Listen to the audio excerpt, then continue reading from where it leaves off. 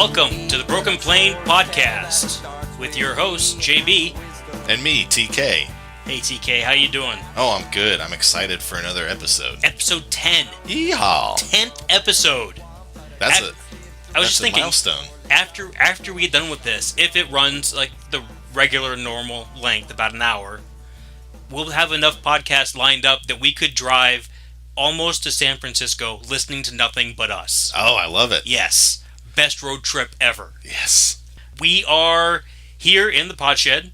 Week Podshed. 1 of the regular season underway. Over. We're finally there. Yeah. We have regular season games to talk about. It's going to be great. It's going to be fantastic. I'm really looking forward to that. You can, for those of you listening at home or on the road, you can get a hold of us on Twitter at The Broken Plane. Yeah. You can get a hold of us on Facebook, The Broken Plane Podcast. Yeah. You can get a hold of us on Instagram. Nah. But you shouldn't do it because nobody's going to look. I gave up on it. It wasn't. I don't think people care about podcasts on Instagram unless you're famous already. So maybe it's there, but I don't think it's going to get maintained until stuff blows up and people know our names. Yeah, more than the mom people and dad. know our names, not our initials.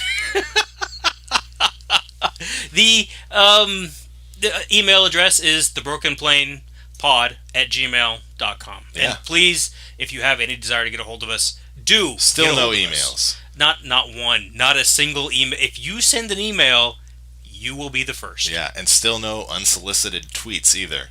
Only replies to things we've done. Nobody said, hey, great job.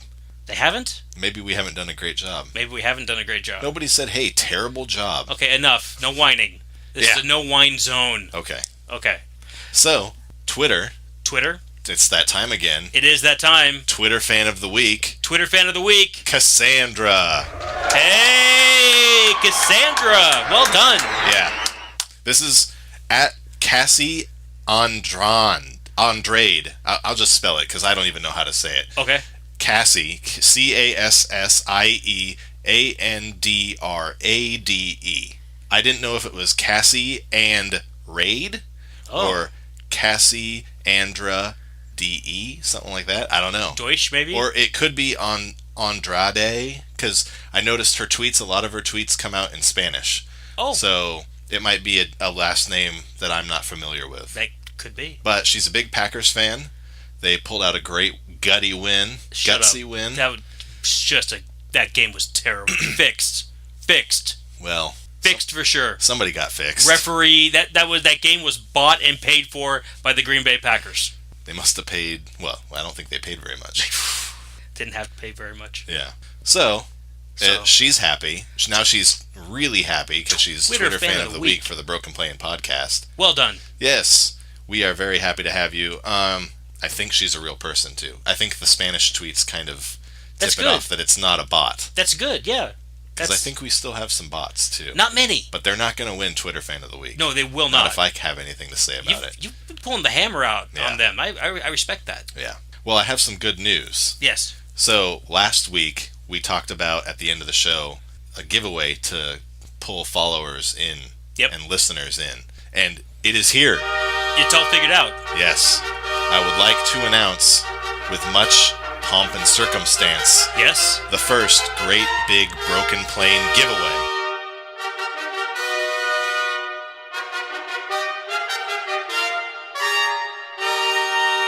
How great is this? That's fantastic. So, this is a shameless attempt to gain more followers on Twitter. No way this doesn't win. This got to work. It's going to work. But we want to gain listeners, too. So, I've kind of baked a way to make people listen into the contest. So, here's how you're going to win. You have to follow us on Twitter, or you can become a Facebook friend. I think that's what it's called, right? I don't know Facebook. Follow the page. Follow the podcast page. But it's easier on Twitter. But if you don't like Twitter, get on Facebook. You're eligible to win this way too. Yes. And you just tweet or post to us. So you want to mention us or post on our wall. I think that's what it's called. Yeah. And you're going to want to use the secret word that I will throw out at a random point in the show, which is why you have to listen. It's brilliant.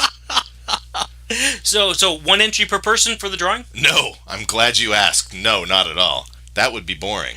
Yes. People, you can get as many entries as you want. I will allow one entry if you follow us and tweet at us with the secret word. I will give more points if you tweet something that is related to the secret word that is in any way clever or funny, or even not clever, if you just attempt to make an effort in something more than the secret word. Okay. Extra entries will be awarded, and I will reply to you with your entries. So entry amounts. For example, so you'll know. For example, if you were going to the Colts game this weekend, and you made your way down to the field, stripped down naked, and had the broken plane pod on your back, automatic streaking winner. Across the field, you might win more than the prize. You might. You would. So what's the prize, you wonder? What is the prize? We're going to give away to one lucky winner a Funko Pop NFL figurine of your choice. I've gone on Amazon. I've made a wish list that people can check out. I'm going to post the link to the wish list on Twitter. It's going to be on our blog. It'll be on Facebook. You can go through. You can check out what we've got. If we've got something you missed, you can ask us about that. But I think I've got like 40 or 50 up there. We will send it to you if you win. Nice. So we need to get to 100 followers first on Twitter or 100 Facebook friends. I don't think that's happening. 100 followers. We're at 47 right now. We have 4 followers on Facebook. Okay. Yeah. We have 1 and 1 and 1 and 1 of followers. That's a lot. On Facebook. No. And I'm sure we know none of them, huh? I think they're all related to you. Yeah. Okay. Yeah. Even my wife. No. Yeah. No. So 100 followers on Twitter. We're at 47 now. I doubt we'll get there by next week's show, but if we do, we'll have a drawing with everybody who is eligible, because all of our friends and family out there, you're not eligible. Yes. We're not going to play favorites. We won't? No. Even what if I want to... Can I? If you trick me and you make a fake account, then yeah, you might win. How gullible are you? You're not very gullible. I might do a little digging. No, I probably fall for it. Who is this BJ that keeps... I don't know where that came from. Yeah, so if we're not going to get to 100 followers by the end of week 2. So there will be another secret word next week. Okay. Another chance for at least one more entry. So as long as this thing runs before we get to 100 followers, that could be, I don't know, the whole season. Yeah. Yeah. So if we ever get there, you might win something, or you may never win something. But we're here to offer you something to win. Well, at least try. If you're in the Bay Area and you pay for hashtag the broken plane pod to be skywritten over Santa Clara Stadium. Or the plane that carries the banner around the back. Oh, yeah. Yeah. We will hug you. That would be fantastic. Yeah. We will drive down and you can host us. And you can be a guest on the show. Yeah. And it'll be amazing. It'll be You can take us out to eat because we're poor. We wouldn't have any money left after we travel all the way down there and buy the Funko Pop doll. Yeah. Yeah. So, to recap, this is real simple. Follow on Twitter or Facebook. Tweet or post on the wall the secret word of the week. Get creative for extra entries, because that's the fun part. And keep listening each week for a new secret word. Good luck to everybody. Good luck to everybody. Yes. What do we got now? We got some new segments this week. We do. Now that we don't want to just bore everybody and talk about every game. Trying to formalize this a little bit. Yeah. Obviously, some of the games aren't worth talking about. So we'll just take it from there. I think what we want to do first is we want to touch on a few things that happened this week. Yeah, a little quick news. Quick news.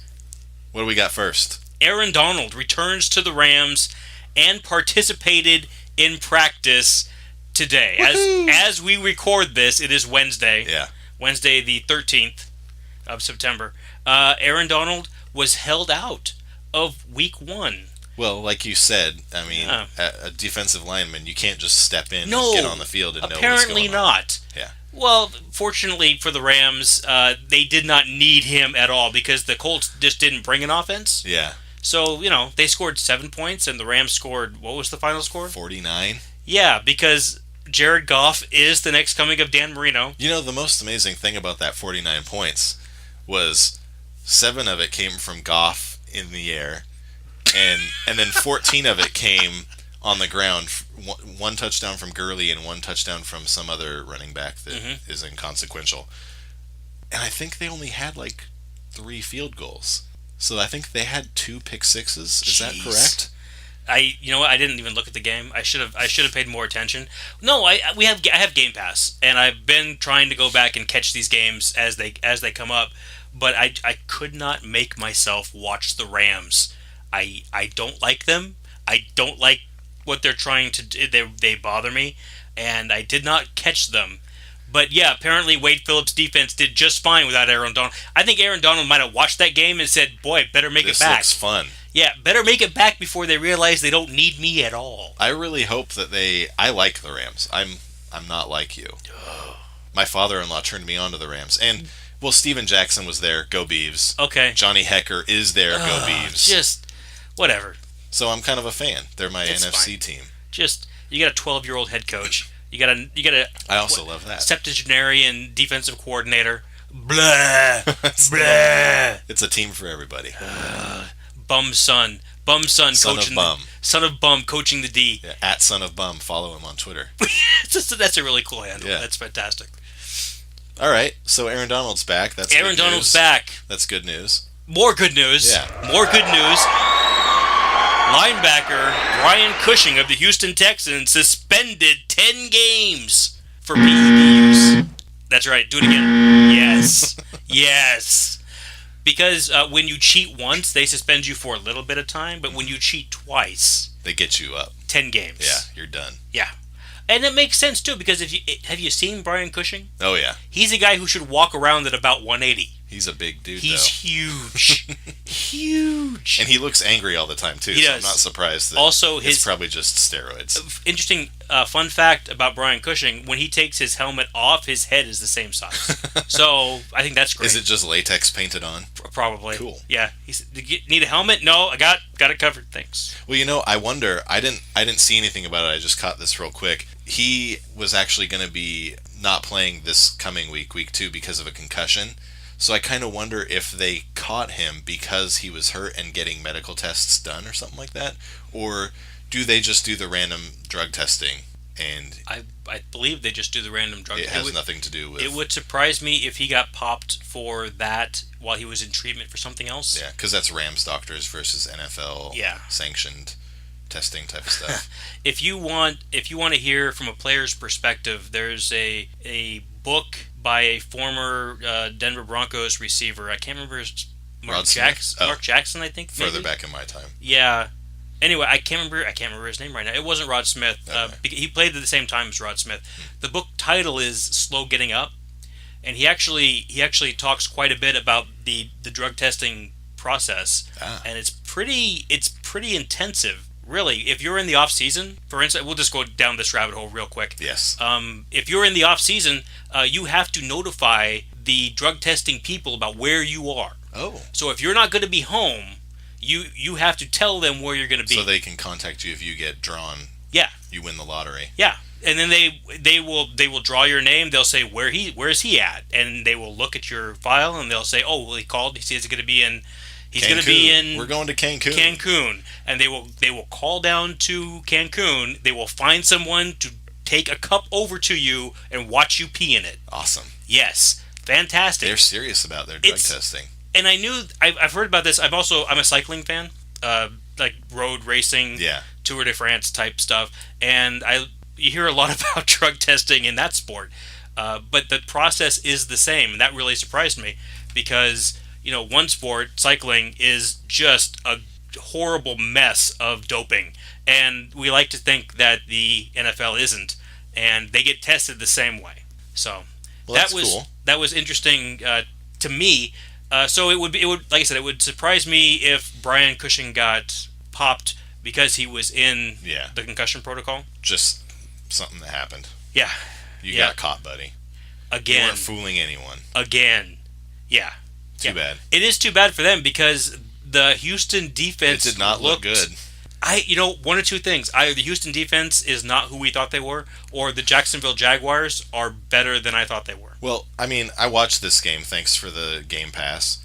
Jacksonville scored some points off of bad offense on Houston's part. The Jacksonville defense we know is good. Mm-hmm. They pulled some turnovers off of Tom Savage, who we know is bad. And I think even if the turnover didn't result in a touchdown automatically, it put them in great field position to score points. So I think their offense is still probably a little questionable, but the defense of Houston, I forget the point I'm making now. Houston's defense, I think, didn't quite get to live up to what it was because their offense put them in terrible positions. And I'll be willing to buy that. I went through and I cherry picked Fournette's plays because, and I think I'll talk about this a little bit later. But the thing that was really impressive to me about what Fournette did, what the Jacksonville Jaguars did, is he ran the ball 26 times, I think, and there were only like 2 times when he got caught up in the backfield. So he was able to make it to the line of scrimmage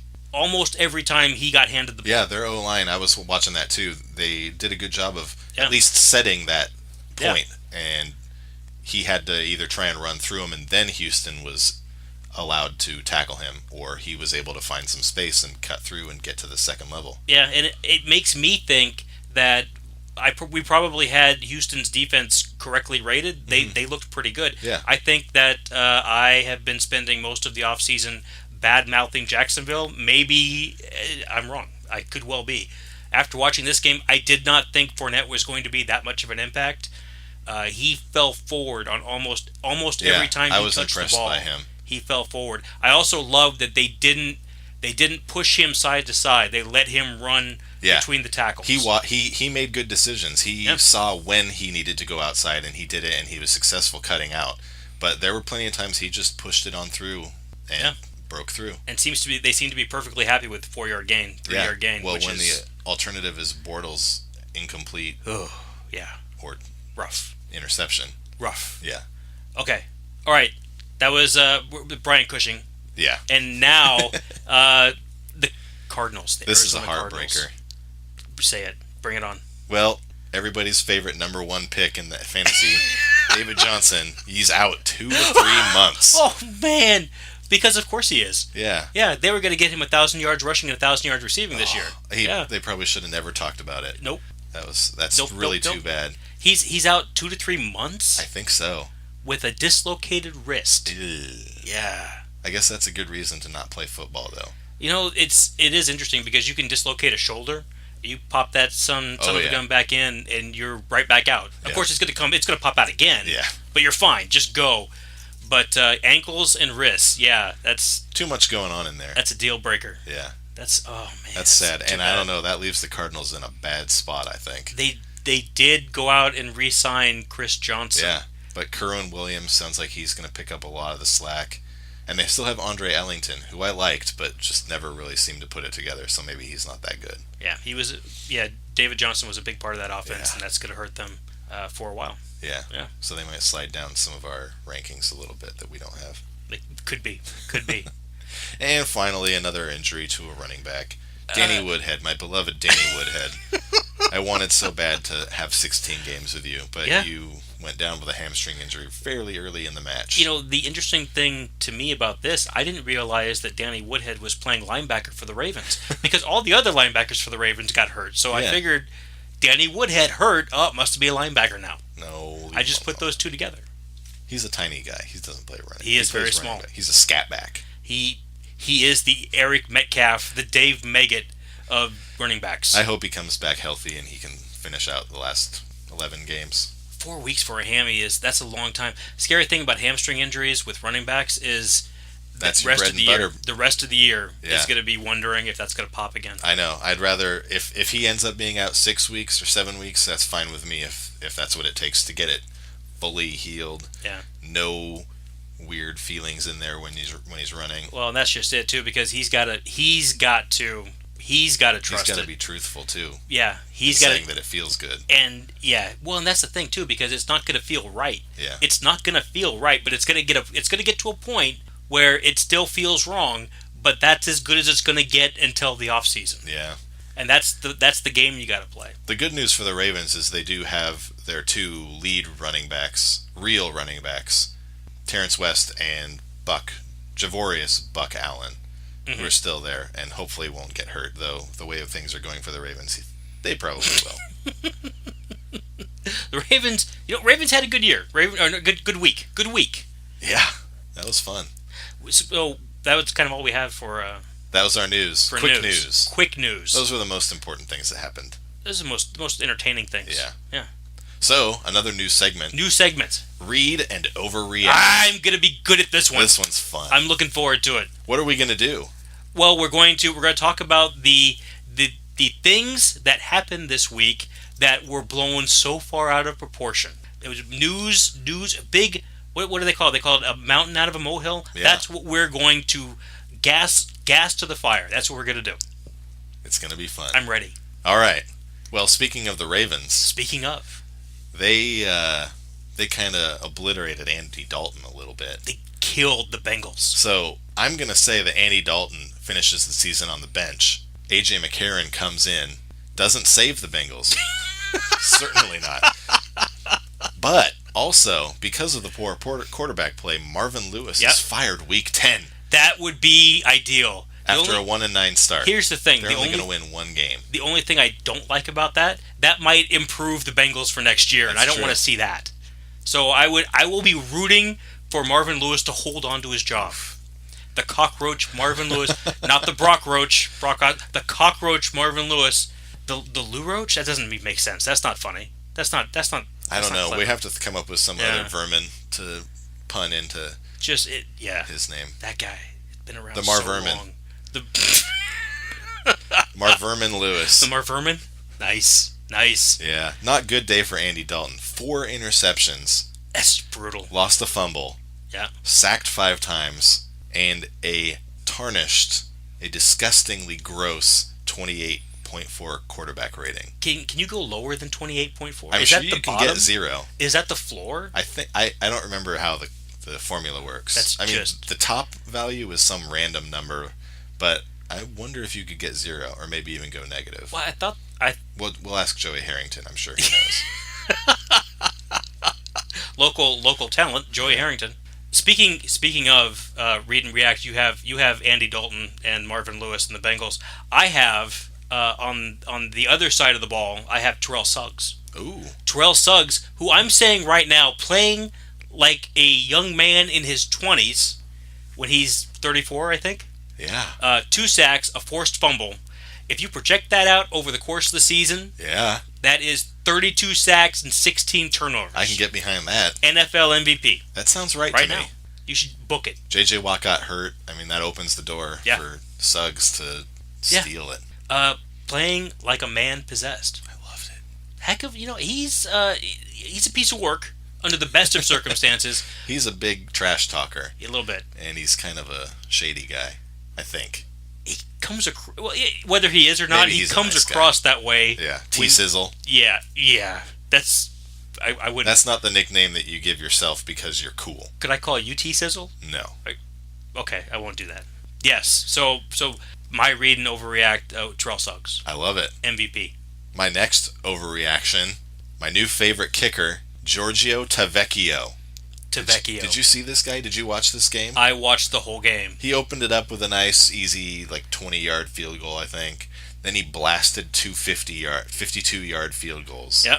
Oh, it was beautiful. And then I think he finished it up with a 43-yarder or something like that. Yeah, this is a great story. Sebastian Janikowski out with the back injury. Yeah. He's on IR. We talked a little bit about him last week, and he... Holding out, or he was wanting to not restructure. Yeah, the Ravens wanted him to restructure his contract. He ended up taking $1 million off. I didn't realize he was hurt. Yeah. It makes a lot more sense when you realize, he was hurt and not going to be able to kick. Restructured and immediately IR'd. Yeah, so he was on the sideline.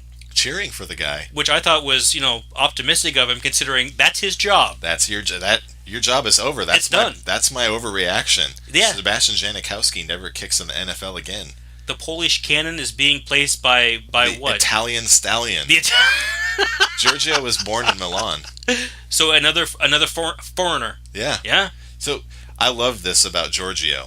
This guy, Oakland owes it to him to be their next long-term kicker, even if he's terrible. Yeah. They So Giorgio was not drafted, and he floated around for a couple of years in 2012 and 2013. In 2014, August of 2014, signed by the Raiders, waived 3 days later. Which is dumb. Ouch, that hurts. Yeah. February 2015, signed by the Raiders, then waived in September of that year. Okay, better. Moving on to 2016, signed in January by the Raiders, and waived in August of 2016. Okay, good. Moving on, April 19th of this year, signed by the Raiders, waived September 2nd of this year. That was cut day, basically. That was like 11 days ago, a week and a half. Yeah. And they put him on their practice squad, I think, because they knew Janikowski's hurt, and we've talked about they brought in Lambeau and a couple other field goal kickers, but they decided to go with him, so they brought him in. So they've after signing him and cutting him like 18 times, they finally gave him a chance. His first kicks in the NFL this weekend after being in the league for 5 years. That's amazing. Yeah. And he nutted every one of them. I loved it. There was no hesitation either. He was out there. He was bombing kicks. He was doing a heck of a job. Not bad for a kicker. Yeah. By the way, Tampa Bay, if you're out there paying attention, this is how you do with kickers. Yeah, you should have kept cutting and signing Aguayo until 2022, I think, and then you finally put him in. And then it would have been perfect. Yeah. And then just nothing but field goals, raining field goals all day long. 70-yarders. I think wasn't that was the thing with Aguayo, is he could actually hit it from that far. Yeah. At Florida State, he bombed from 73 in practice. Yeah. Well, anyway, now he's working at a car wash. So yeah. Too bad. So good.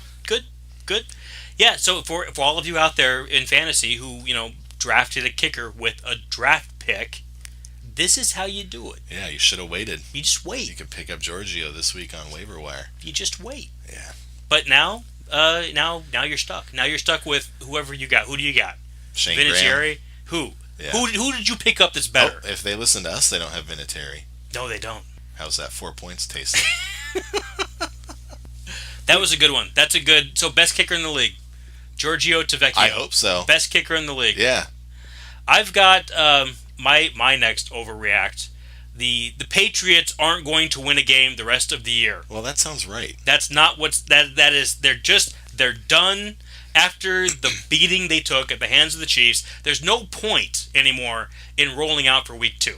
I don't think there is. No, they're done. They're gonna scrap this year. They're gonna lose games for a high draft pick next year. All their eggs are in one basket. It's over. I was so disappointed. Dante, and it's so funny because you were talking about Chris Collinsworth and how he seemed like maybe not the nicest guy in the world. Dante Hightower gets hurt in the third quarter of the game. Yeah.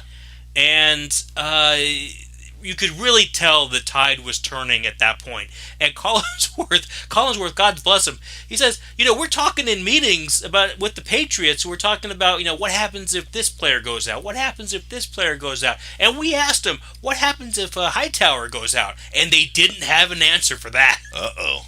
Sounds like that's true. Yeah, apparently, yeah, because that was the undoing. The Chiefs rattled off 21 unanswered points in the fourth quarter, that was the game. The game was close, and then they just pulled away. I still can't believe that. That was the best game Alex Smith has had in like 4 years. And it comes after I've been talking publicly about how terrible and boring he is. Yeah. Figures. Yeah. So I figure the Belichick's probably got maybe until October. They're gonna fire him. Kraft's already looking for somebody new. Maybe Chip Kelly. You don't know. Gonna bring somebody in from outside. Just rip it up and start from scratch. You don't think they'll just hand the keys to Josh McDaniel? No, because they saw his show in Denver. They're like, no. Hey, isn't that the guy that brought in Tim Tebow? We're not going to do that. But he's available. No. He is available. And Tom Brady is apparently washed up. He's apparently all done. That was a terrible performance by him, too. And, no, that was a just fine performance by Tom. Good grief.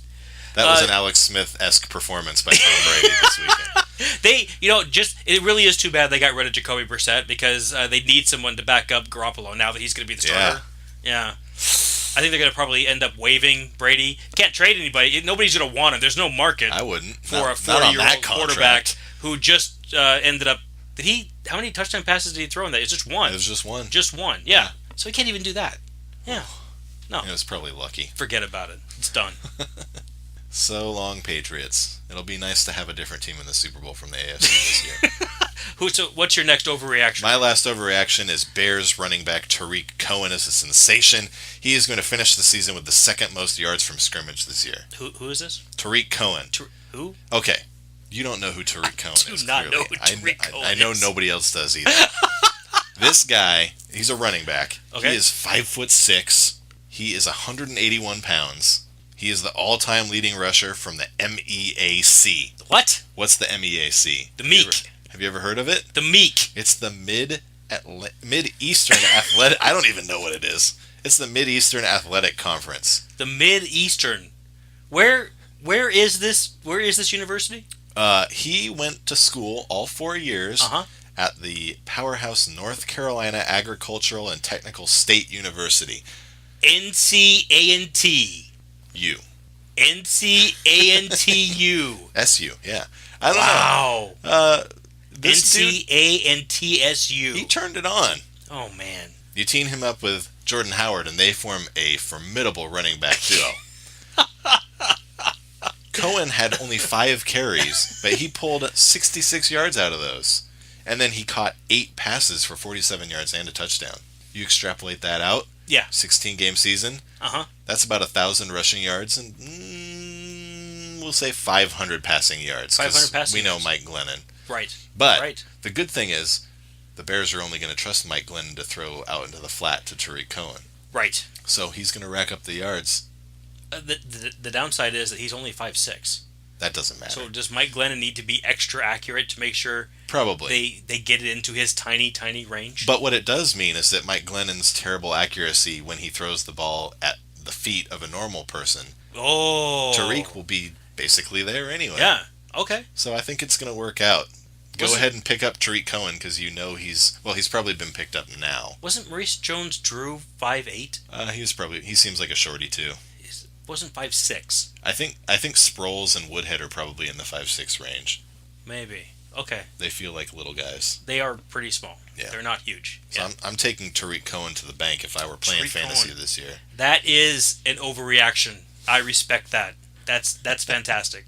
My last overreaction is the Seahawks aren't going to win another game either. Oh man. The Seahawks went up against Green Bay. What happened to 14-2? Clearly the superior team. Here's the thing. When I thought they were going to go 14-2, I thought they had an improved offensive line. You know why? George Fant went down. George Fant did go down, but they told me all off season we're really working hard on the offensive, and like a stooge, I believed them. Well, they probably were working hard on it. We're showing great improvement. There's the lie. Yeah, Pete Carroll is coming out. No, we're doing great things in minicamp. OTAs are going great. And things are looking fantastic. I mean, maybe they do. Making a step forward this year. And then I watched them, and Russell Wilson was running for his life. It was not a pretty game anyway. Eddie Lacy took any opportunity he had to fall over. Any kind of strong wind blowing, and Eddie Lacy just... Well, I think what happened was the Packers, who know Eddie Lacy, they're familiar with the guy. They put pizza in their shoes, and he was just diving. That was so bad. And then the referees, God bless them, took this one game to get even for all the favorable calls the Seahawks have gotten for the last 5 years. I'm not a Seahawks fan at all. Oh, but that was a terrible call. There were several calls that were just like, what? The ejection was a terrible call. Yeah, they got Jeremy Lane for throwing a punch, and they showed the replay, and there wasn't really a punch thrown. He kind of leaned on him with his arm a little bit. And the thing was, this was during an interception return. Yeah. Where that probably would have won the game for him. There was the defensive lineman. Yeah. I don't remember his name. He had a cool name. It was a cool name. His first name was cool. He was a new guy. Nazib? I don't know. Yeah. I forget, but it was fantastic. He ran all the way back 60, 70 yards for a touchdown. Plucked it right out of it was just amazing. Great pick. Athletic play. They get Jeremy Lane for punching, I think it was Randall Cobb. It was Devontae. Jeremy Lane and Randall Cobb don't like each other. They pointed that out very early in the matchup, and I think Cobb caught a pass and went over and immediately stood over him and taunted him and got flagged for it. Yeah. So I think that whole thing was running, and the refs were seeing, watch out for Lane, watch out for Cobb. But on the run back for the touchdown run, the interception, Devontae Adams was the one that had, I think, grabbed onto Lane's maybe face mask. But I think it was his face mask. It sort of tricked him into retaliating a little bit. Yeah. And I don't know how the refs didn't see that. It doesn't even matter, because even better, even if they would have called that one, if they would have called that one correctly as just a no call behind the play, it doesn't matter. Yeah. Just leave it alone. It doesn't matter. They called, I think it was Bobby Wagner, I think, on the return. So here is this, 280-pound, 300-pound defensive lineman booking up the field with Aaron Rodgers, God bless him, just sprinting for all he's worth, trying to catch up with him. And Bobby Wagner comes over, I think it's Bobby Wagner, and kind of brushes off the dirt on the back of Aaron Rodgers' jersey. And they flag that for a block in the back. A block in the back. Did Rodgers embellish and lay out? No, he didn't. He actually, you can see he kind of felt it, and it shifted him over to the left a little bit. So there was not even real... But he didn't even go down. Yeah. He was still sprinting.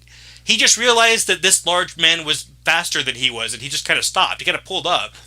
But it was okay, because there were 2 flags on the play that would have prevented that touchdown from happening. That's too bad. And that probably would have won the game for him, too. It might have, because the Seahawks defense was playing great. Yeah. The offense could not do anything at all. But to be fair, Green Bay's offense could not do anything either. And I attribute that to Seattle's defense. I thought their defense looked really good. Seattle's defense did look really good. This is going to be a long year for Seattle fans. That's me. This is going to be a long year for Seattle fans if they can't get the offense figured out, because defensively they're tough. This has got to be what it felt like to be a Ravens fan back when Trent Dilfer was the quarterback, and you knew for a fact that the defense had to hold the other team to within 13. There was no way the offense was going to put more points up on the board. That was it. Well, it's how I felt the last 3 or 4 years anyway, too. Don't you want to jump off a cliff or something? That's terrible. I can't understand. Joe Flacco's elite, and he's just throwing 190 yards per game. Yeah. So Russell Wilson is apparently better, but... well, I wouldn't know. Apparently, I guess... Here's what I'm confused about with the Seattle thing. Yeah. The offense. Green Bay's not exactly known to have a good quality defense this year. No. So is Green Bay's defense kind of stepped it up? Were they just kind of in it for this game?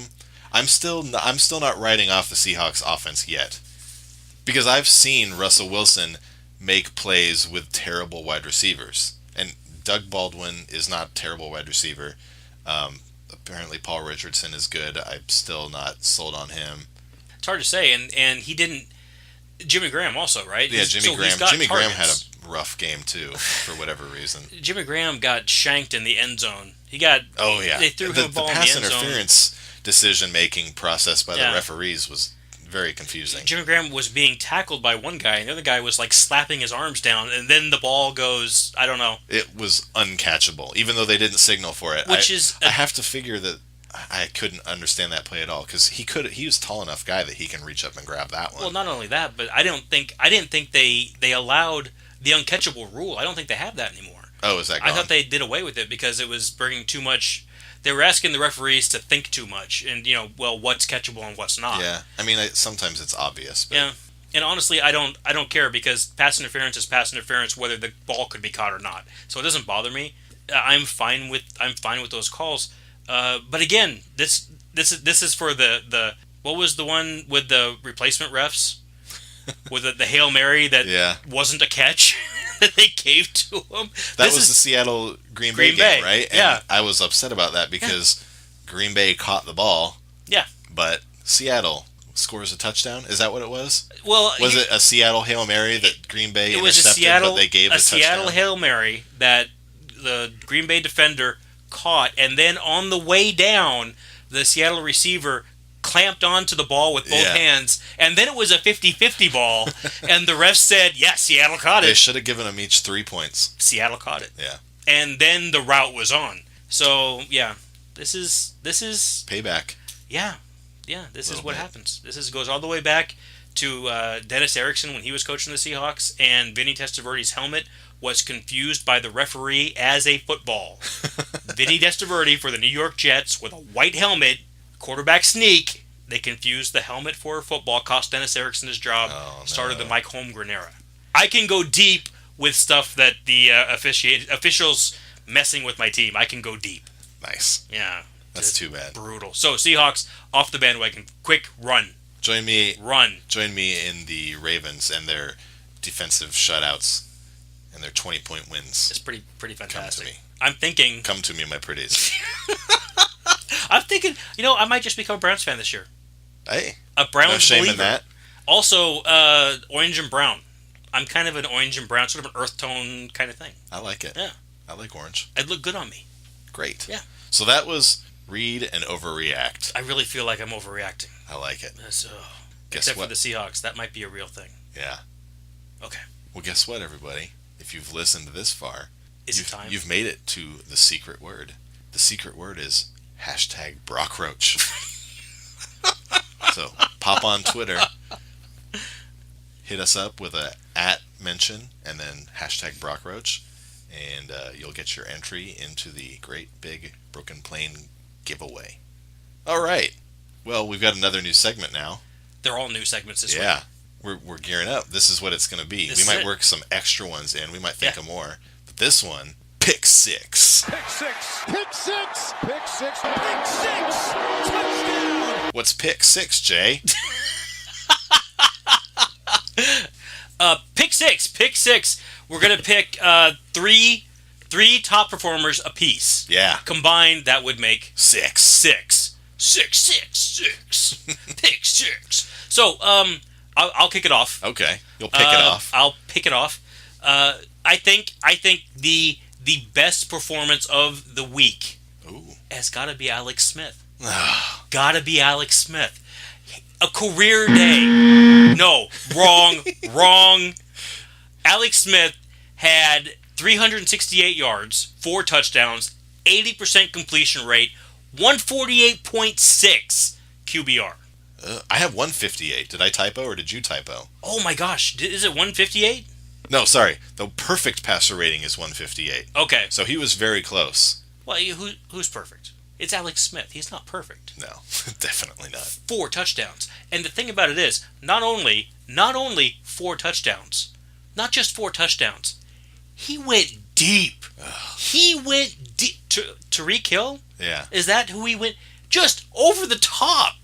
Over the top of New England's defense. Why are you letting this happening to me, New England? Bombs away! I knew there was a reason I hated you, New England. Brutal.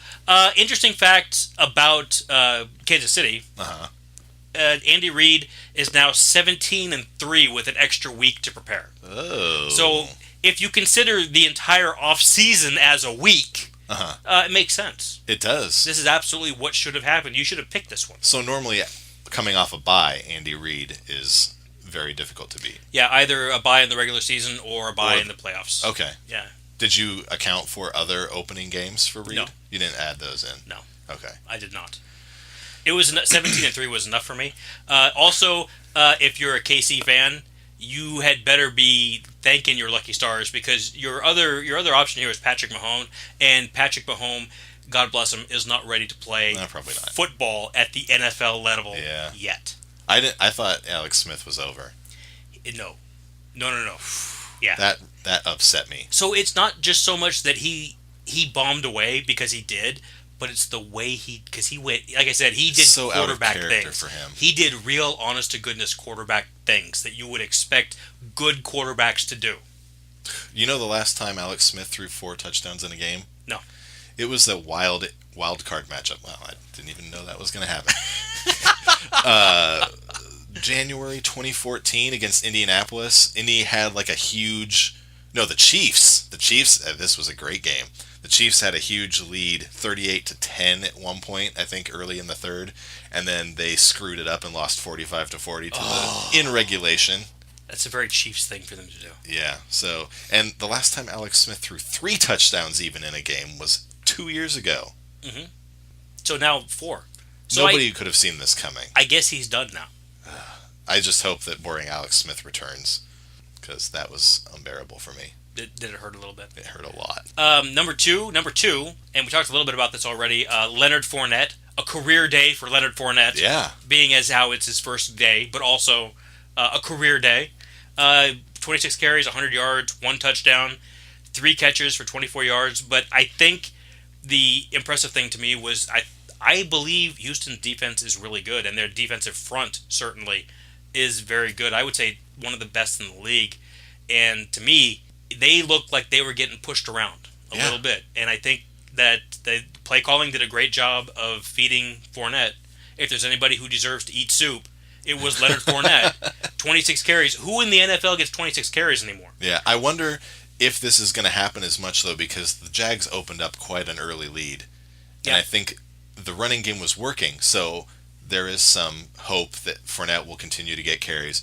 But they were holding a lead and trying to run the clock out from the get-go because that's what bad teams do. They're going to have troubles if they need to come from behind. They're going to have troubles. Yeah. They're going to need to really play stout defense and feed Fournette. And I think they could probably win games that way. But you're right. Houston, and God bless Houston for helping him out by benching Savage. I love Bill O'Brien. He gave Savage all of a half to get everything collected. After all off-season lying about how amazing Savage is looking. Savage is so great. He's the best thing ever. I couldn't believe it. Like, I have no access to Texans training camp, but there was no way this guy who has played in 3 games and won none of them was doing great. Well, the thing, here it is. You can't be surprised that this happened. No. Because this is the same thing they did last year. Yeah. This is the reason why Brock Osweiler's not there anymore, right? Because Bill O'Brien can't figure it out. It's not Brock Osweiler's fault, although he's bad. It's not Brian Hoyer's fault, although not great. Half-season hero. It's yes. It's not Tom Savage's fault. It's not gonna be Deshaun Watson's fault. No. He has got a quick trigger, and it's going to cost him as a head coach. Yeah. He should have just gone with Watson from the get-go. He should have pulled the trigger. You got it. You can't jump between. You can't jump between horses. You need to pick one. Yeah. It's like they say in the NHL, if you've got 2 goaltenders, you don't got one, right? in the NFL, if you've got 2 QBs, you don't got one. That's true. You need one. Got to get behind him. If there's another guy who should be fired by week 10, it should be Bill O'Brien. They should make Mike Vrabel the head coach there and just be done. That'd be great. Actually, maybe. Yeah. Wouldn't surprise me. Anyway, that was my number 2, Leonard Fournette. And a good performance. Number 3? Yes. Number 3, and this hurts me. Slingin' Sammy Bradford. Oh, yeah. Slingin' Sammy Bradford has a career day. Oh, that was an amazing performance. A career day. The Saints. Check out these stats. 346 yards, 3 touchdowns, no picks, 84.4% completion. That's huge. I think that was tops in the league this week. I think it might have been. 143.0 QBR. Wow. NFC Offensive Player of the Week. Yeah. And all of this against a New Orleans defense that is amazingly bad. So horrible. So terrible. This, and again, welcome to Game Pass. I watched all of Sam Bradford's throws. Oh, that? Yeah. 34? 30, actually no, not all of his throws, all of his completions. Oh, okay. So 28? 28 or 29? Yeah, something like that. That's not too bad. The New Orleans defense is terrible. They are so bad. So bad. Is it individual performance or just overall scheme and setup? Well, here's the thing that I don't get. The Saints spent so much time in deep zone. Mm-hmm. There was a 1st and 10 from the Minnesota has the ball, 1st and 10 from their own 26-yard line. Basically a touchback. Yeah. It was a touchback and 1st down and 10 yards to go. They dropped 8 into coverage. They have completely given up on the pass rush. It's like, well, clearly that's not going to work. No more Nick Fairley, no more pass rush. Evidently, that's done. Nobody else can rush the passer. They're not even going to try anymore. They sent 5 guys like twice. Wow. In all of those pass attempts. It reminds me a little bit of listening to Buddy Ryan back in the day, and people would talk about, why are you so aggressive? And he says, well, I'm not aggressive. I just need to get to the quarterback. And if I can't do it with 4, I'm going to send 5. And if I can't do it with 5, I'm going to send 6. And if I can't do it with 6, I'm sending 7. And if I can't do it with 7, I'm sending 8. And if I can't do it with 8, then I'm going to Fire pull me. everybody back, and we're just going to play pass defense because you have to be able to get to the quarterback. Keep the ball in front of you. Yeah. We're going to give up, is what he said. That's what the Saints did. And that's what the Saints did. They just wanted to limit the big play. Oh, jeez. And let me tell you, they kept everything in front of them for 15 yards at a whack. What is happening? So many slants. That's Bradford's game, too. And just, it was open every single play. Yeah. And I hate, Sam Bradford is my pick this week. He deserves it because he did all the things he needs to do. I considered it for mine, but that was the worst defensive performance I've seen by an NFL team. They played right into his hand, too. Yeah. Because that's what he does. He needs these short passes. He's just a dink and dunk guy, and he gets criticized for it. But they let him do that, and that's what he likes to do. And they've got the guys like Diggs and Rudolph, and Dalvin Cook can catch passes, and then they use Adam Thielen to the tune of like 150 yards. He got 9 catches. Yeah. The Minnesota boy made good. He got 9 catches last week. And they were, like I said, slants in front of the linebackers. Nobody's jamming him at the line of scrimmage. There was really not even a bump going across the middle of the field. They're just waving at him. Yeah, the Saints are playing. They're dropping a defensive lineman into zone. What is happening? Hoping that Sam was just going to throw the ball right to them instead. And here's the thing about that. That's a valid strategy with Sam Bradford because he does not pay attention to linemen when they drop back. Pittsburgh found out about this. He will throw at that receiver before he realizes the defensive lineman's dropping back into pass coverage. Zeroes in on his guy and gets that tunnel vision. Yeah. So it's a valid strategy, but to do that, usually when you do that, you send pressure from somewhere else. Yeah. So you drop a guy in coverage over on the right side. You're bringing a blitz from the left side. Everybody shifts over. That's usually how that works, but not this week. Not with the Saints. I was so upset with how they played. It's so funny. We both picked the Saints to win. Yeah. Knowing full well that the Saints have a terrible defense, just thinking that that Drew Brees was gonna gunsling his way out of this one. But Minnesota has a great defense. Yeah. And we talked about how Minnesota beefed up their offensive line, and clearly, I mean, the Saints didn't try and get past the new offensive line, but what they did try and do, the Vikings offensive line was able to stand up to. Yeah, they played like world beaters. So we were stupid. Yeah. That's what it comes down to. We were the Saints. Yeah. I'm not going to make that mistake again. Oh no. Maybe I will. Okay. So that's your top 3. Those are my 3. I like it. Smith, Fournette, Bradford. I don't like it. You love it. I don't like Alex Smith. Love it. I love Alex Smith. All right. Mine, I stole, I think, the obvious number 1 for real. How could you not? Kareem Hunt. It was a heck of a performance. Man, this guy just went off. 148 rushing yards and 98 receiving yards for 246 overall yards. Mm-hmm. You know what that means? What does that mean? That means that's the best debut performance yards for scrimmage wise in the history of the NFL. That goes back quite some time. Quite a while. So the previous number 1 was a tie. It was Billy Sims of Detroit, and it happened in 1980, and this guy was good. Mm-hmm. He was Rookie of the Year that year. He had 153 rushing yards and 64 receiving yards, also 3 touchdowns, so 217 yards from scrimmage total. Against the Rams, Rookie of the Year performance. I think I already said that, but Billy Sims is a sad story because he was apparently really good. I'd never heard of him, but you never heard of Billy Sims? No. Really? He's a big Oklahoma guy too. Okay. Yeah.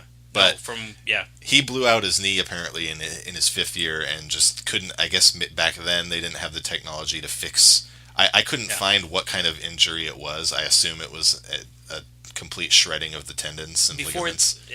Before they had arthroscopic surgery, they would have to cut open the knee to get to all the parts that needed to be stitched back. And coming back from that, it was butchery is what it was. Yeah. It was just like so it sounds cleavers and just a mess. Civil War. Yeah, they were surgery. They put a thing in his mouth, a leather thing, and he bit down on it. Bite on it. And poor guy. Apparently, he tried to come back in 1988, but it wasn't working. No. For whatever reason. Good. No. Just don't hurt your knee again. He's got a chain of barbecue restaurants though now. I want to go. I know. I think hopefully our winner that wins the Broken Plane giveaway. Yes. throws up that banner on TV for our podcast in Detroit, that would be awesome. We'll go visit them, and they can take us to Billy Sims barbecue. Is it in Detroit? I think is he's Detroit got one the there. Midwest? Well, it's all over the place, but okay. I think being a Detroit guy, I think that's where it was founded. Okay. Yeah. The guy that tied with Billy Sims for the previous debut performance record was one and only Anquan Bolden. Mm-hmm. We love this guy. He started with the Cardinals back in 2003. Yeah, back with Denny Green. Yeah. Yeah. So this performance, 217 yards, 10 receptions, 2 touchdowns, not bad. All reception yards, 217, in the reciprocally beautiful 42-24 loss to the Joey Harrington-led Lions.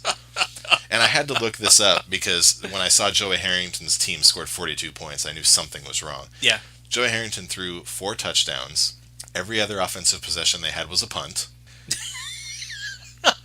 They also had a touchdown on an interception, pick six, and on a punt return, I believe. It's a pretty good day. So that was literally the best day Joey Harrington ever had, and he NFL. threw for 197 yards. And 4 touchdowns. On 51% completion. I think it was 17 of 30. He went home after that game, and I'm sure what he said was 4 touchdowns. Yeah. I got 4 touchdowns. He wrote a song about it on his piano. I would have. I mean, that's... the thing about Kareem Hunt, to me, though, is thinking back to one of our previous episodes, I think you talked about... Oh, man, I've got this. Yes. Well, check this out, guys. The good thing is they've got Kareem Hunt. Oh, he's a rookie. Yeah. Okay. Out of Toledo, it looks like. Out of Toledo. Yeah. No Spencer Ware. Kareem Hunt comes in. He might be perfectly suited for this situation because Andy Reid seems to put together some good running games. Oh, my goodness! I kind of called it. You kind of exactly.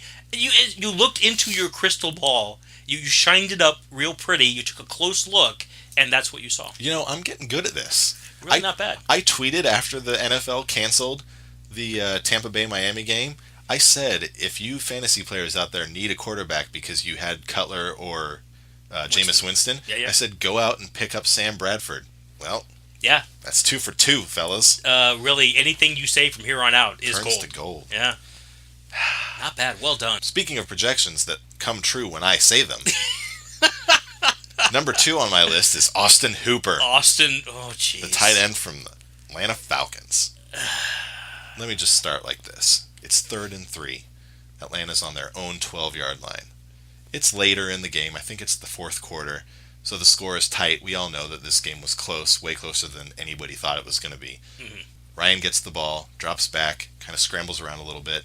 Oh, wide open at midfield, in the middle of midfield, is Austin Hooper. The nearest player is safety Quentin Demps of the Bears, and he's not even close. Mm-hmm. So Hooper catches the ball and just takes off running. He's a big guy. He's 6'3" and 254 pounds. Demps is only 5'11" and 210 pounds.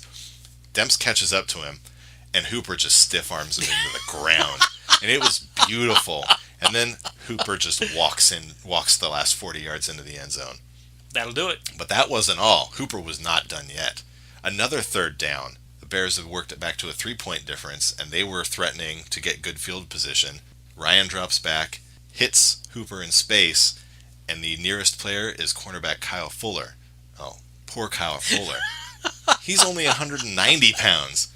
And if you thought the stiff arm on Demps was good, the stiff arm on Fuller was even better. It was beautiful. Nice. I recommend you go find these plays. Hooper then rumbled out a 40-yard completion before he got pushed out of bounds. And it was amazing. So he had an 88-yard touchdown and then another 40-yard reception. They both came in the 4th quarter. They both secured possession for the Falcons and kept them on top. And I think he's the reason they won. Nice. So he's my pick of the week, or my second pick. Austin Hooper. Austin Hooper. Love it. All right. Oddly enough, don't say this. my 3rd pick. No. For this is wrong. It might be wrong, but I thought it was amazing. I don't think you understood what we were trying to accomplish here with pick 6. Chicago Bears, the entire team. No. They hung with the defending NFC champs the entire game and threatened to win. They limited the Falcons running backs to 53 yards on the ground. Matt Ryan only had one touchdown. 321 yards is pretty good, but only one touchdown. They did give up those 2 disastrous plays to Austin Hooper, but I think those were just kind of breakdowns in the system individually more so than the overall performance. The Bears hung tough despite Mike Glennon being their quarterback. And they lost Kevin White too, who was one of their they had Cameron Meredith. He got hurt. Kevin White moves up to the number 1 receiver spot. Now he's out. I think he broke his scapula or something disgusting like that. Ugh. So now he's out. So now the Bears' offense is looking dire.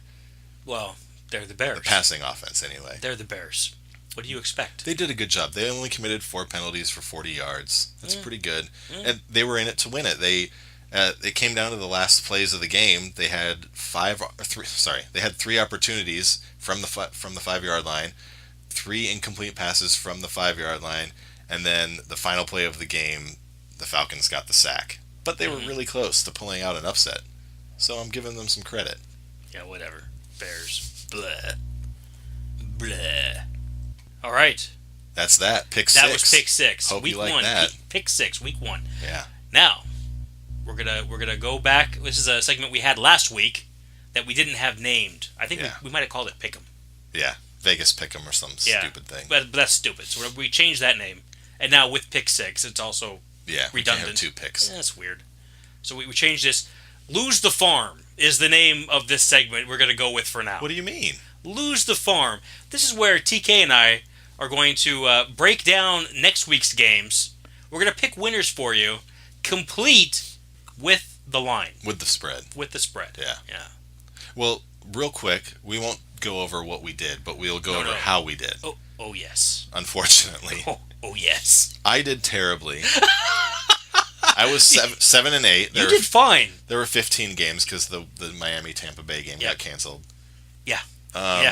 Yeah, it felt good. 7 and 8's, considering I've never done this working with the spreads before. I was 4 and 11. Ooh. Yeah. Really, if you just would have taken all of my picks and gone the other way, you would have made money this week. You almost had all of them right in the fact that you almost picked all of the losers. Which means you also picked the winners. I came very close. It's interesting to me because I did manage to get Green Bay right over Seattle. Yeah. And the Jets came through with me, which was a big spread against Buffalo, 9.5 points. Yep. And they held it to within 9. So, yeah. And you were kind of robbed by the Denver Chargers game. We're not going to talk about that. Was half points. Yeah. Half points. They did why the half points were there. That was why it happened. That's why they do it. Okay, right. But for this week. I'm winning. Moving on to this week. Yeah, so here's the tip for you going into this week. Bet opposite of what I bet, and then you will make money. Yeah. So should we just run down the list here? Yeah, bring it on. Okay. Cincinnati by 6.5 over Houston in Cincinnati. I've got Houston. I'm not buying that Cincinnati team anymore. I am not, and Houston has to be better than they were. If Baltimore can take 6 or 4 picks off of them, I think Houston can too. Could be.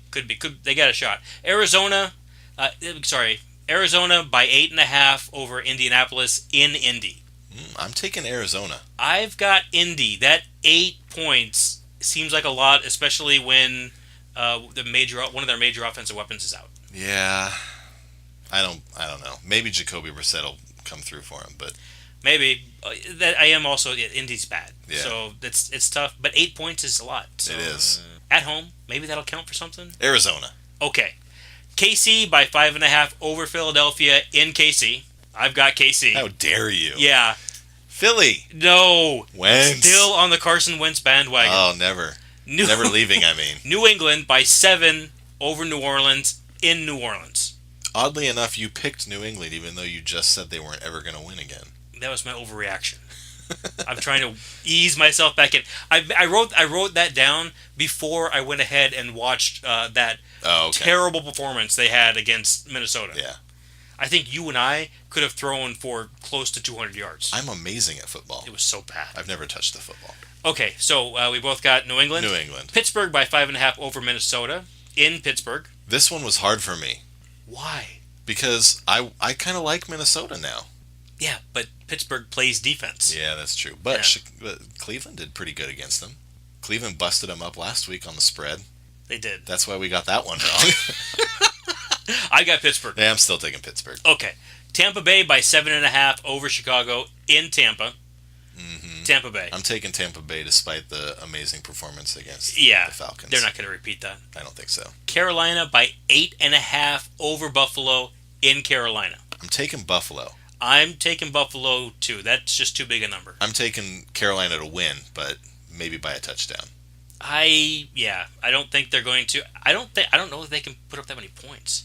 They did good against the 49ers, but that's the 49ers. That was the 49ers. I don't have faith in that offense. Yeah. Tennessee by 2 over Jacksonville in Jacksonville.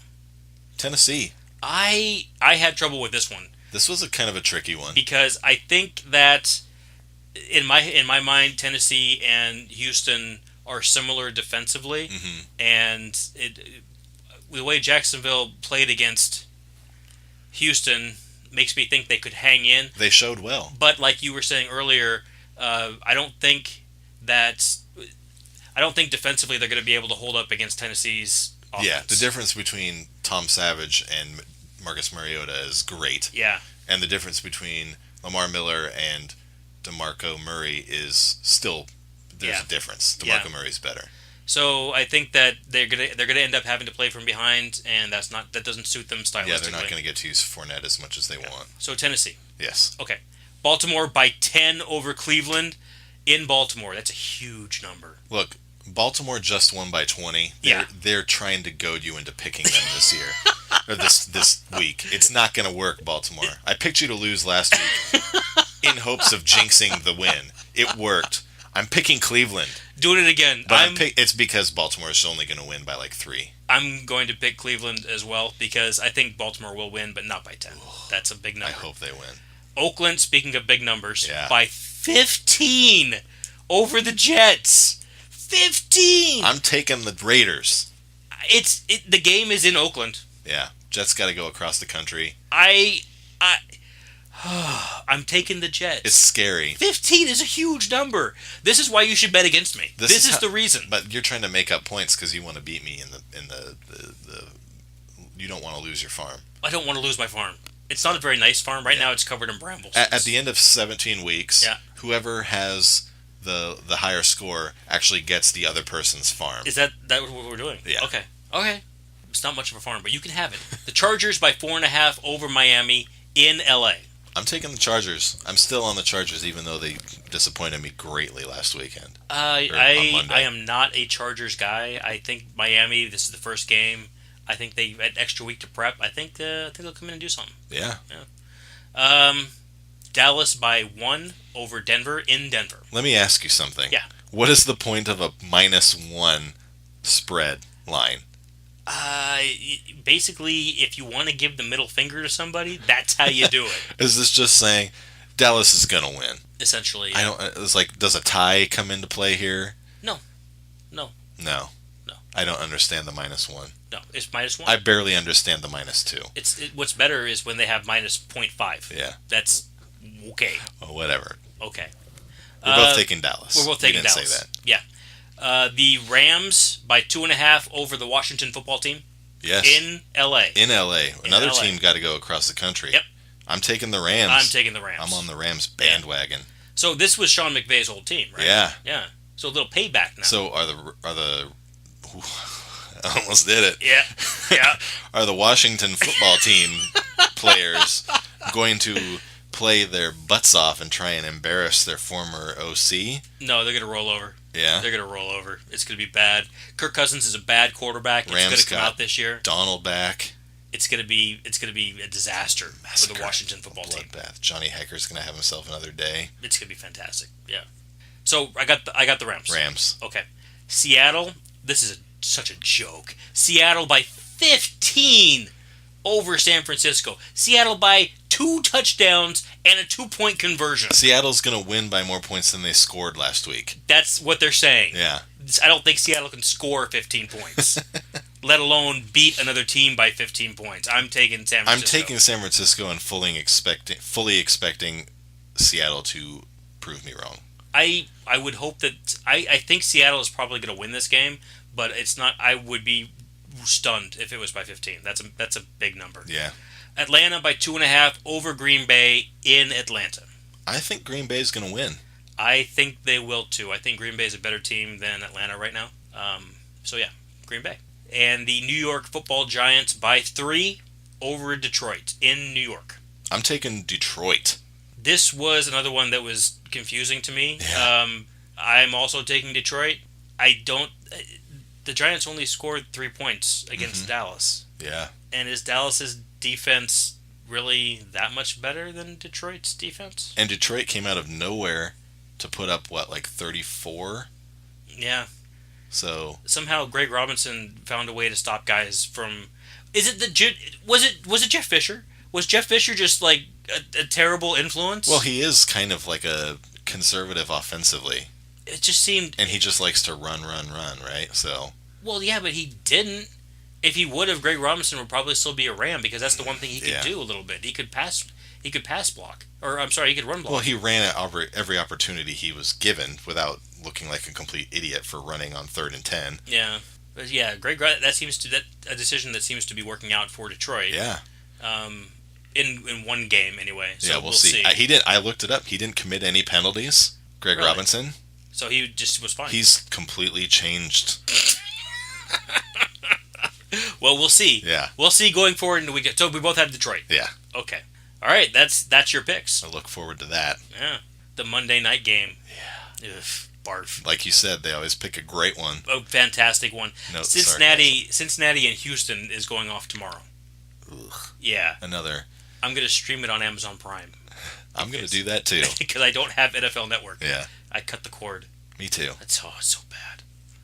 I like cable. I miss cable. I do miss it for the football games. I have Verizon, so I'm able to watch the Monday night games. Oh, cool. Through the NFL app. Mm-hmm. And so I pulled up the app, pushed play, and then pushed the little Chromecast button. Mm-hmm. And it told you no. No, you can't do that. You can only watch on a insufferably small screen. I couldn't believe it. When we cut the cord, we have one of our older laptops has an HDMI out, and so I sat that next to the television, and now every time I get that screen, I just go to my computer and just cast it from there. That's a good move. I should have done that. That's brutal. Whoops. Dirtbags. All right. Well, we'll see who loses the farm next week. Yes. I think we'll tie. I think gosh. If I had any kind of testicular fortitude, I would throw money against my picks. I would feel scared about that. I would feel like I would feel like I was subconsciously trying to make the right picks so that my wrong picks could be my right picks and my right picks could be my wrong picks so I could win money. Yeah. Well, you got to get past that part. Yeah, I couldn't do that. You might be able to pull it off. I'm a little too in my own head. It doesn't matter what I do. It'll be the wrong choice. Yeah. It's money. Is money involved? It'll be the wrong choice. But you decided to do what? Oh, no. Not for you. What's next? Awesome. The Blitz. The Blitz. The Blitz is a new trivia segment that we've got worked up. Oh, man. So, trivia. What we're going to do... Yeah, okay. We're really smart. So... you got a Juke JB. Juke JB. And you got a Tackle TK. Tackle TK. So, we're going to start out this week at least. Hopefully not this way next week. Uh-huh. I'm going to ask you a question. I'm going to try and Juke JB. Oh, okay. But the ultimate goal is we're going to have a listener submit a trivia question to us. Mm-hmm. And then, guess what? There's fame involved if you stump us. Yes. If you Juke JB or Tackle TK... we are going to put your name and your question up on the board. Up on the board. The blogosphere board. Yep. And we'll tweet about it too, so you'll get your fame there. For posterity. And if we ever come across some money and make some cool swag, maybe you'll win some of that sooner or later. Maybe. Probably not. But it'll be fun, right? You can look up some weird, crazy stat that nobody, even yourself, knows. Yeah. And then we'll take a guess at it. Yeah. Without cheating. Yeah. Well, we might cheat. We're known to cheat. I have been known to cheat. Yes. I didn't graduate high school because I didn't cheat. So anyway. All right. So your question. This week, I'm just going to ask you a question.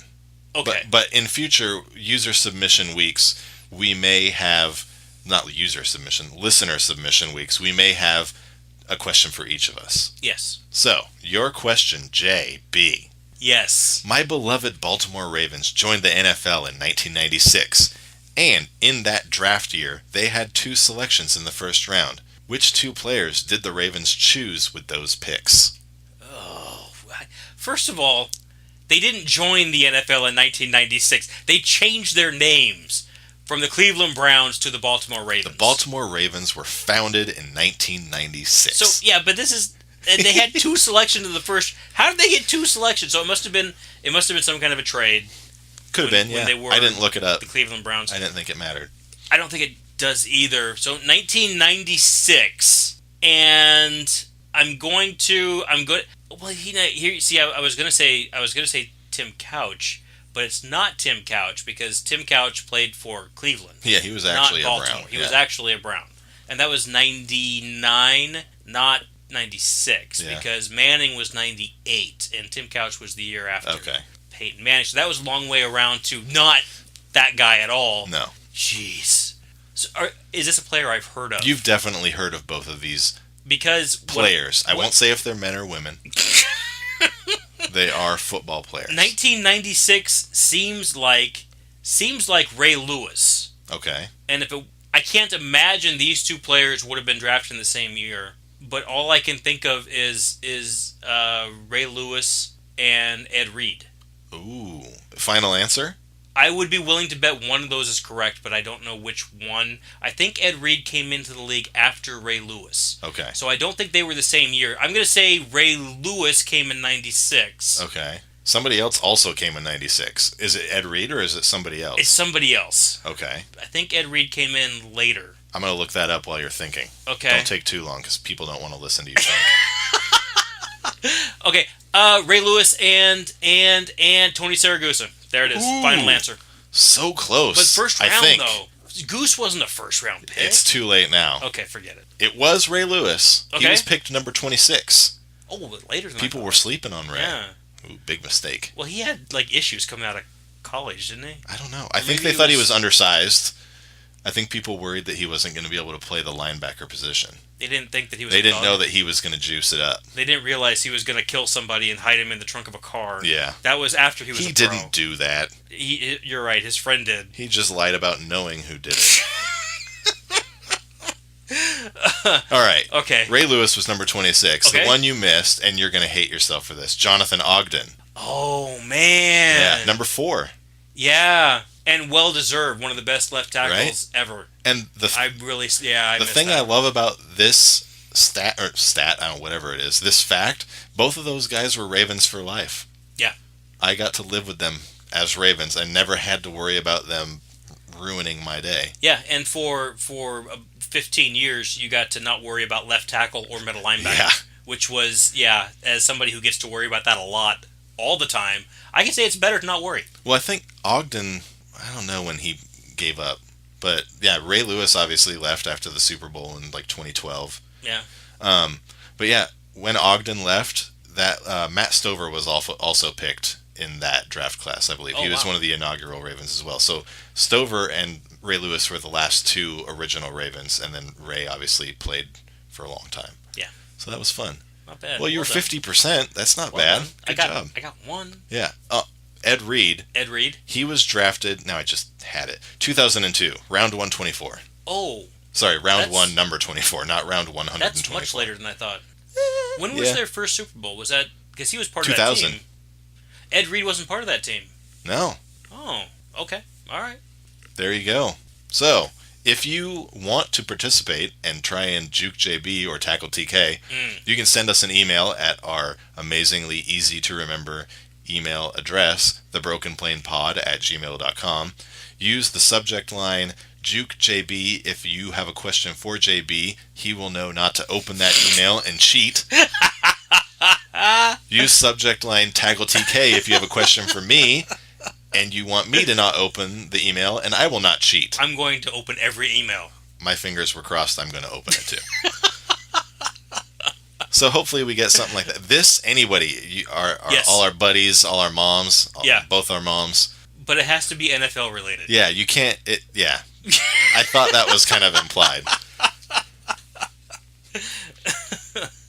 And hey, while you're out here sending us emails with obscure trivia, why don't you go ahead and drop us a line? Let us know how you think we're doing. Yeah. If you have something you want to hear us talk about or have a segment suggestion, we're open for rotating segments. Yep. If you don't want to hear Pick 6 every week. Why would you not want to hear Pick 6? I don't know. That seems counterproductive. It is. Okay. All right. All right. Well, tonight we're gonna play you out with one of my favorite bands, somebody you've never heard of, Love Drug. Light it up. So here we go. Thanks for listening, everybody. I'm TK. I'm JB. Have a good week. Good night.